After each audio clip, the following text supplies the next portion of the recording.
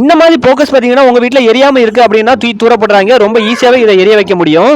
இது பார்த்தீங்கன்னா 200 வாட்ஸ். இந்த 200 வாட்ஸ் இப்போ வந்து புதுசாக வாங்க போனீங்கன்னா எப்படி பார்த்தாலும் ஒரு 2000 வந்து 2200 கிட்ட ரேஞ்சில் வரும். அது 2000 2200 செலவு பண்ணதுக்கு பதிலாக இதில் வந்து என்ன கம்ப்ளைண்ட்னு சொல்லிட்டு ஈஸியாக நம்ம வந்து அதை தெரிஞ்சு அதை வந்து ஈஸியாகவே நம்ம வந்து சரி செய்ய முடியும். இந்த ஃபோக்கஸை நம்ம இப்போ ஆன் பண்ணி பார்க்கலாம். ஆன் பண்ணி பார்க்கும்போது பாருங்க லைட்டாக வந்து பிளிங்க் ஆகுது, ஆனால் வந்து ஃபுல் பிரைட்டில் எரியலை.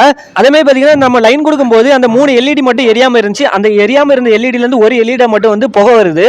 இந்த புகை வந்த எல்இடினால தான் வந்து நம்ம வந்து மொத்த பேனலுமே எரியாமல் இருக்கிறதுக்கு நிறையவே வாய்ப்பு இருக்குது. அதனால் பார்த்து இந்த ஃபோக்கஸை வந்து நம்ம வந்து இந்த பேனல் எல்லாத்தையுமே கலத்தி எடுத்துக்கலாம். சில டைப்பில் பார்த்தீங்கன்னா ஸ்க்ரூ கொடுத்துருப்பாங்க. இதில் பாருங்க வந்து லாக் டைப் தான் கொடுத்துருக்காங்க. ஒரு ஃபோக்கஸ் லைட்டுக்கும் ஒரு மாதிரி இருக்கும். இதனால வந்து நம்ம வந்து இப்போ இதை வந்து நம்ம வந்து லாக்கை வந்து நம்ம வந்து கலத்தி எடுத்துக்கலாம். இப்போ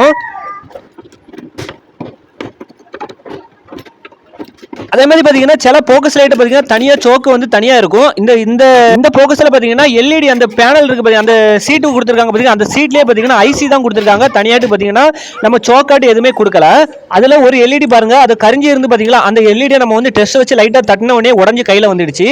அந்த உடஞ்ச எல்இடியில் பார்த்தீங்கன்னா 2 கான்டாக்ட் இருக்கும், ப்ளஸ் மைனஸ் இருக்கும். அந்த ப்ளஸ் மைனஸை நம்ம வந்து இப்போ நம்ம ஷார்ட் பண்ணி விடும்போது இது எரியுதான்னு ஃபஸ்ட்டு செக் பண்ணி பார்த்துடலாம்.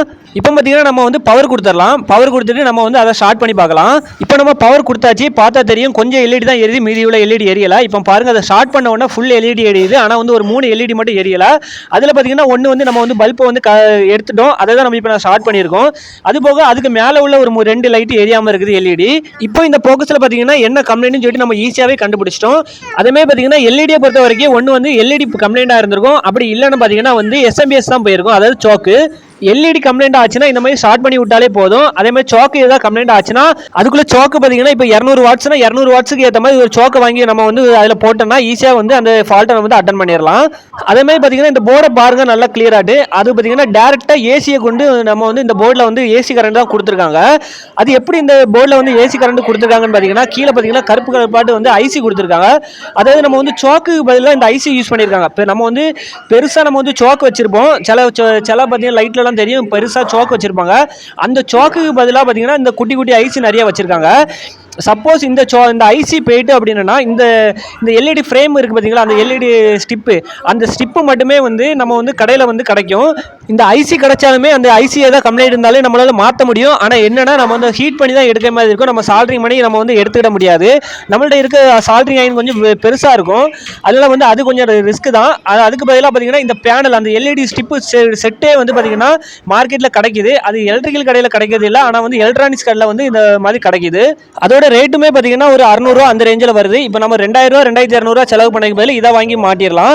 அது நம்ம வந்து ஆல்ரெடி நம்மள்ட்ட பேனல் எல்லாமே இருக்குது, அந்த டிஸ்பிளே வந்து எல்லாமே இருக்கனால இந்த மாதிரி எல்இடி கிடைச்சா அந்த எல்இடியை வாங்கி டேரெக்டாக ஃபிக்ஸ் பண்ணிடலாம். அதே மாதிரி பார்த்தீங்கன்னா டிசிலையும் கிடைக்குது, ஏசிலையும் கிடைக்குது.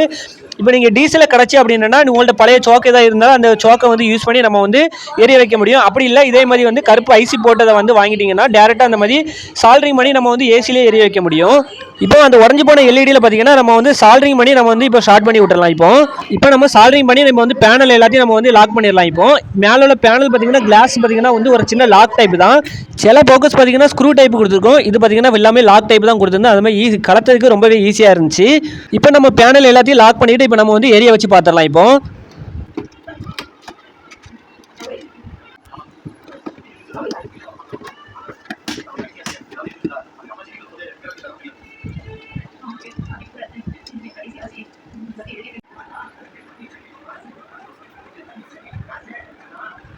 இதை ஆன் பண்ண உடனே அவ்வளோ சூப்பராக எரியுது, எந்த கம்ப்ளைண்ட்டுமே இல்லை. அந்த எல்இடியை மட்டும் தான் ஷார்ட் பண்ணி விட்டுருக்கோம்.